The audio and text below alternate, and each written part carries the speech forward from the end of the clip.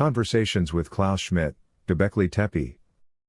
The stone pillars at Göbekli Tepe are arguably one of the most visual and thought-evocative pieces of pre-civilization architecture.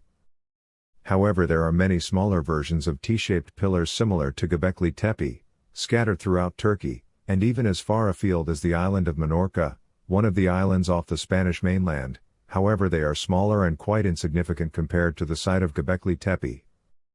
Therefore, let us create a picture of what might have been, and see what Klaus Schmidt, the lead archaeologist at the site of Göbekli Tepe who passed in 2014, has to say about it. Let us travel back 50,000 years, when the landscape surrounding Göbekli Tepe was a lush primal forest, and rivers and streams crisscrossed the landscape. A rocky limestone outcrop overlooked an idealistic paradise where humans had not roamed. There were still many large carnivores roaming without regard to their only predator, man, who had not yet appeared to challenge them. On the barren limestone outcrop stand 3 circles of unadorned stone pillars, and in their center 2 taller pillars overshadow the others. They seem to appear in a triangular configuration. Limestone lintels stretch between the 12 or so pillars, and from those lintels, perfectly carved slices of stone come to an apex above the 2 taller pillars supported by a bridging lintel. There is no decoration on any of the pillars, and no evidence of human or other habitation anywhere at the site. As we gaze at the site, we ponder the remarkable beings who built this mysterious building, and whether they were from Earth. For a moment our egos struggle to accept the concept that aliens may have visited Earth in prehistory, and built something in stone. We accept the premise that humans are exploring the possibility of colonizing Mars, with the rover now collecting data in 202, and astronauts being selected and trained for the mission.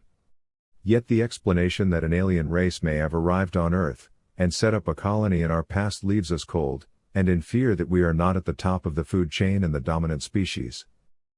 Bringing our view of Göbekli Tepe to 12,000 BCE, we see small bands of hunter-gatherers foraging for food around this small limestone outcrop. The climate has changed, and the great primal forests have disappeared, replaced by woodlands and grasslands. The abundance of wild animals makes hunting for food relatively easy.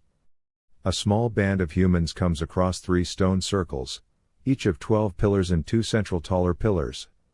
In one of the buildings, half of the roof has caved away, and the floor is flooded with water. The tribe positions themselves on the higher limestone outcrop, where they are able to see across the grasslands, and to some extent, see the fires of other groups in the woodlands. They are therefore afforded protection from others who would harm them. However, the great standing stones are of no particular interest to the foragers.